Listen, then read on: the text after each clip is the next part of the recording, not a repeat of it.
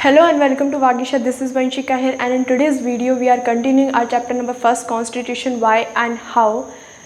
In previous part you had studied about different functions of the Constitution and different types of the Constitution. Alright, now let us understand what makes a Constitution effective. एक successful constitution के पीछे ऐसे कौन सी चीज़ें होती है जो उसको इफेक्टिव बनाती हैं, ठीक है, जो उसको सक्सेसफुल बनाती है. Let us understand the making of constitution. Alright, the first point is mode of promulgation.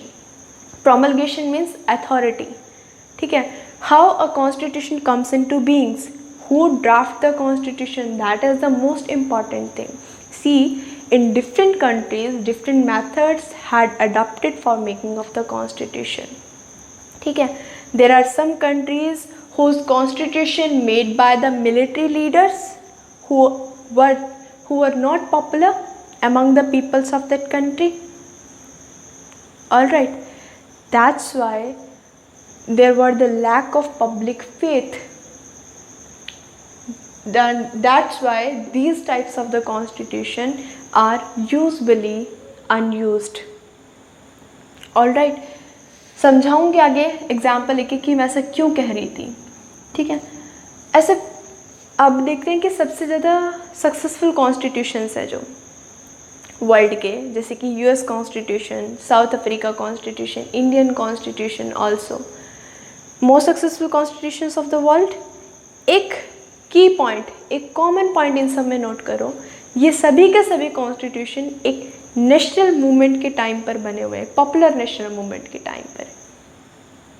ठीक है ना, साउथ अफ्रीका में भी उस मूवमेंट पर स्ट्रगल चल रहा था डिस्क्रिमिनेशंस को लेकर, और इंडियन कॉन्स्टिट्यूशन के पीछे भी एक इंडिपेंडेंस का बहुत बड़ा स्ट्रगल है. ठीक है, जिसने कॉन्स्टिट्यूशन बनाया वो लीडर्स ऑलरेडी पब्लिक में बहुत ज़्यादा पॉपुलर थे वो. ठीक है, उनके पास ऑलरेडी बहुत ज़्यादा पब्लिक क्रेडिबिलिटी थी, बहुत ज़्यादा अथॉरिटी थी. क्या था? पब्लिक का फेथ था उनके साथ. ठीक है, तो जिन्होंने कॉन्स्टिट्यूशन बनाया है ऑलरेडी पब्लिक का फेथ उनके साथ है. सो इतनी यूजुअल सी बात है कि लोग उनकी बातों को मानेंगे. They had the power to negotiate the people, to convince the people for the constitution. ठीक है, that constitution is not just a document for their own power.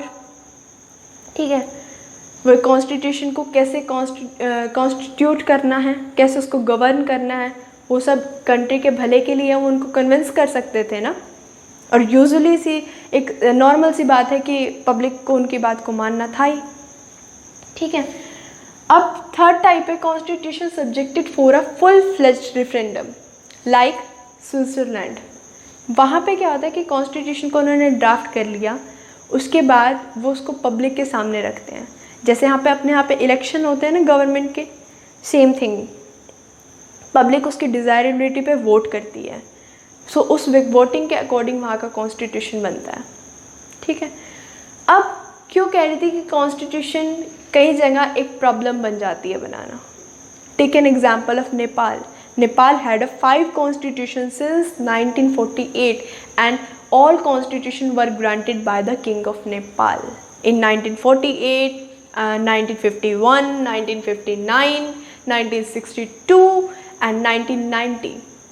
1990 का जो कॉन्स्टिट्यूशन था उसने मल्टी पार्टी कॉम्पिटिशन को इंट्रोड्यूस किया. वहाँ पे मतलब जो फाइनल पावर थी वो फिर भी जो किंग ऑफ नेपाल थे उनके हाथ में ही थी. ठीक है, बट वहाँ के जो पब्लिक थी वो क्या चाहती थी, वो चाहती थी कि नेपाल एक डेमोक्रेटिक रिपब्लिकन बने. ठीक है, या फिर ऐसा हो कि किंग की पावर्स को लिमिटेड कर दे और एक डेमोक्रेटिक तरह से वहाँ की गवर्नमेंट आए. ठीक है, ऐसे वहाँ पे 2 ग्रुप्स थे. तो क्या हुआ कि बट जो वहाँ के किंग थे वो अपनी पावर्स पे गिव अप करने को तैयार नहीं थे. ठीक है, सो 2002 में उन्होंने सारे के सारे जो मल्टी पार्टी कंपटीशन था उसको भी हटाकर सारी के सारी पावर्स अपने हाथ में ले ली.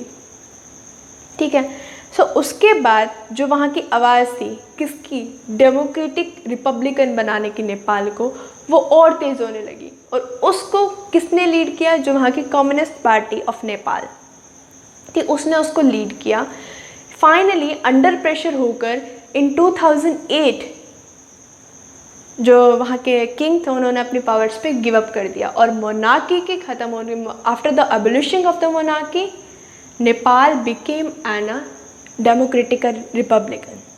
उसके बाद इन 2015 Nepal adopted a new constitution, ठीक है, और वो कॉन्स्टिट्यूशन एक डेमोक्रेटिक तरह से तैयार किया गया था, ठीक है, वो किसी किंग ने वहाँ उनको नहीं दिया था। तो जो पहले 5 कॉन्स्टिट्यूशंस थे वो क्यों अनसक्सेसफुल थे, क्योंकि वहाँ पे lack of public faith. So that is the most important thing behind a successful constitution. Let us understand the second point, the substantive provisions of a constitution. Substantive provisions का मतलब क्या है, जो fundamental provisions है, जो basic provisions है constitution के अंदर सारे के सारे mentioned है, जो वो equal for everyone.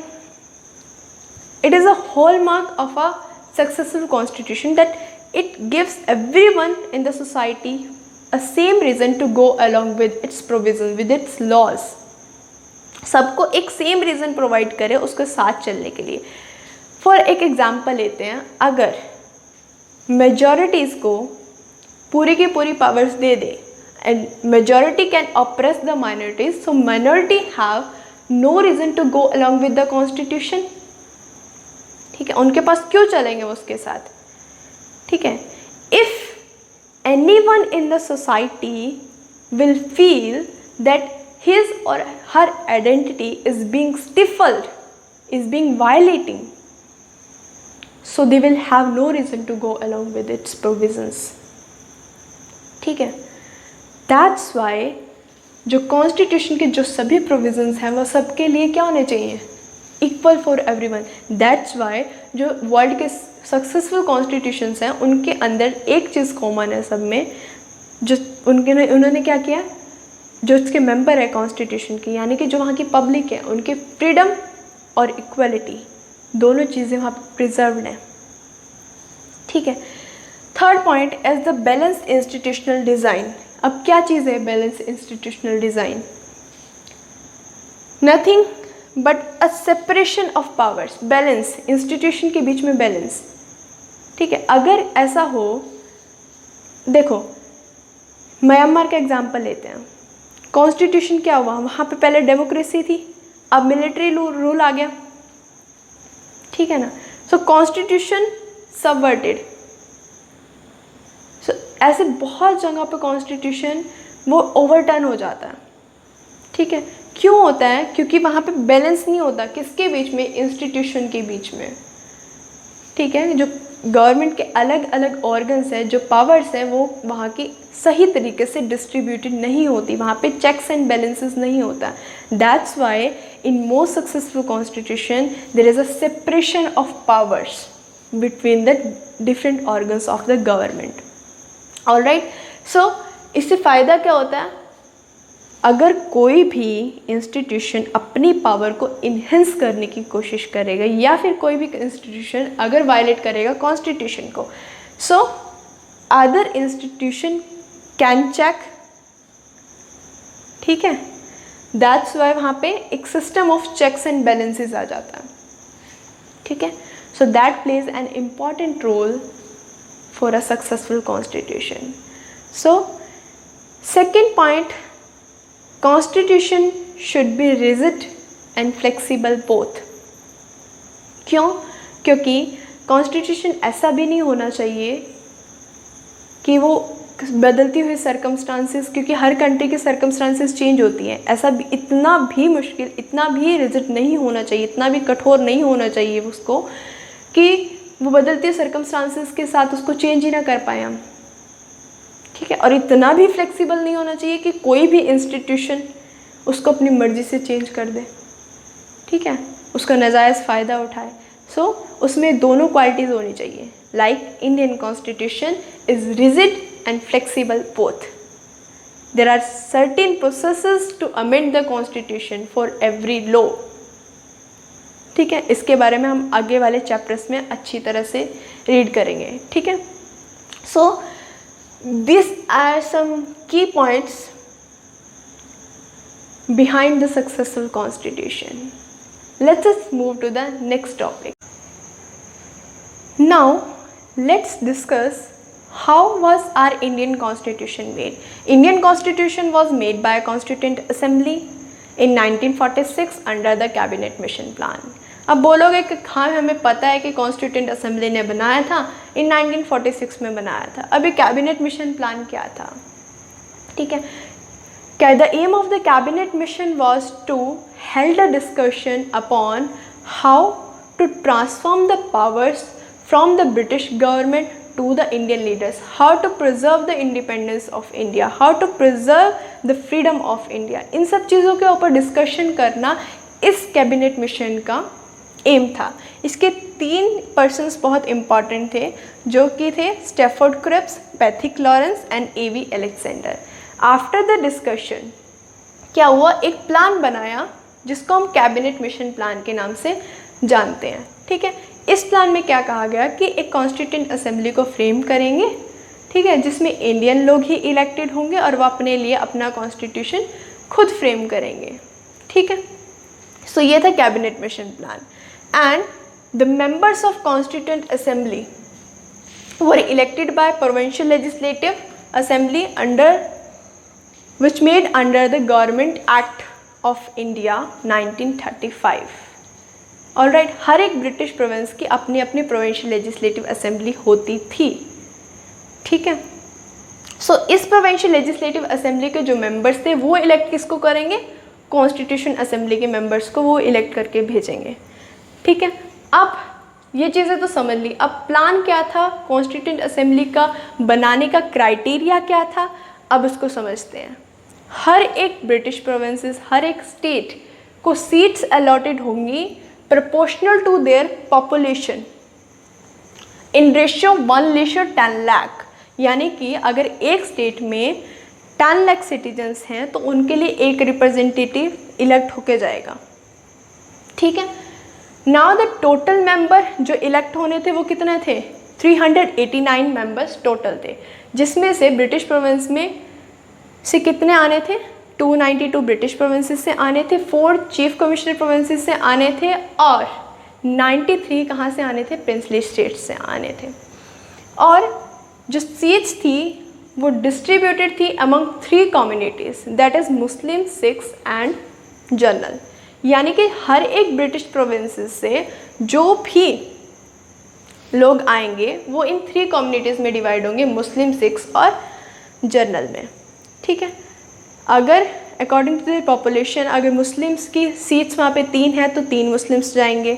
ठीक है, सिख्स की अगर सीट है 2 तो वो 2 मुस्लिम सिख्स जाएंगे वहाँ पे। ठीक है, सो इस तरह से जो भी पॉपुलेशन है वहाँ की उन कैटेगरीज़ की, सो इस क्राइटेरिया को फॉलो करते हुए जितने भी मेंबर्स वहाँ से बैठेंगे उतने वहाँ पे इलेक्ट होकर कॉन्स्टिट्यूंट असेंबली के लिए जाएंगे। ठीक है, and members should be elected by the transferable vote. अब ट्रांसफरेबल वोट क्या? अगर एक सीट है सपोज, ठीक है, उसके लिए 10 लोग खड़े हैं और आपको उसके लिए वोट करना है, तो आप वोट कैसे करोगे? Through a ballot paper. उसमें क्या होता है, आपको अपनी क्या first preference, second preference, third preference, इसी तरह आपको अपनी 10 की 10 प्रेफरेंसेस बतानी पड़ेंगी कि मैं चाहता हूँ कि फ़र्स्ट प्रेफरेंस, अगर ये इंसान फर्स्ट प्रेफरेंस पे होना चाहिए, सेकंड पे होना चाहिए, थर्ड पे ही होना चाहिए। अगर फर्स्ट वाला नहीं हुआ तो उसकी वोट ट्रांसफ़र हो जाती है नेक्स्ट पर्सन को। ठीक है, इस टॉपिक को हम डिटेल में नेक्स्ट चैप्टर में डिस्कस करेंगे। ऑलराइट, अब जो 296 सीट्स थी उनके लिए इलेक्शन जुलाई 1946 में करा लिए गए थे। अब बोलोगे सीट्स तो हमें 389 चाहिए थी। ठीक है, सीट्स तो 389 थी तो इलेक्शन 296 के लिए क्यों कराए? 4th पॉइंट देखो, the method of selection in the case of representative of the princely state by consultation. यानी कि जो प्रिंसली स्टेट्स हैं वो अपनी तरफ से किसी को भी भेज सकते थे थ्रू देयर कंसल्टेशन, उनके अपनी डिस्कशन के बेसिस पे वो किसी को भी, उन्होंने 93 पर्सन्स को भेजना है कॉन्स्टिट्यूंट असेंबली में, वो किसी को भी भेजे। ठीक है। अगर हम 389 पर्सन्स में से अब 93 को अगर माइनस कर दें तो हमारे पास 296 सीट्स बचती हैं जिनके इलेक्शन जुलाई 1946 में हुए थे। ठीक है। अब जब इलेक्शंस का रिज़ल्ट आया तो उसमें इलेक्शन का रिज़ल्ट क्या है, जनरल के पास कितने आए, 212, यानी कि 212। मुस्लिम के पास कितने आए, 73, एंड सिक्स के पास कितने आए, 11। ठीक है।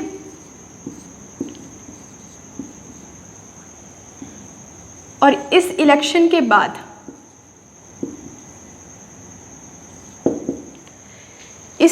बाद जो फर्स्ट मीटिंग हुई कॉन्स्टिट्यूंट असेंबली, जब डिस्कशन के लिए पहली बार इकट्ठा हुई, वो कब हुई थी, 9 दिसंबर 1946 को। ठीक है। अब जो 9 दिसंबर 1946 को जो मीटिंग हुई उसमें मुस्लिम लीग के एक भी पर्सन ने पार्टिसिपेट नहीं किया, एक भी मेंबर्स ने उसके पार्टिसिपेट नहीं किया। मुस्लिम लीग को लीड कौन करता था, जिन्ना। वो ऑलरेडी हमेशा से चाहते थे कि मुस्लिम्स के लिए एक अलग स्टेट बनाया जाए, एक अलग कंट्री बनाई जाए उनके लिए, वो अपना कॉन्स्टिट्यूशन खुद फ्रेम करें। इसीलिए उन्होंने किसी ने भी कॉन्स्टिट्यूंट असेंबली में पार्ट नहीं लिया। ठीक है।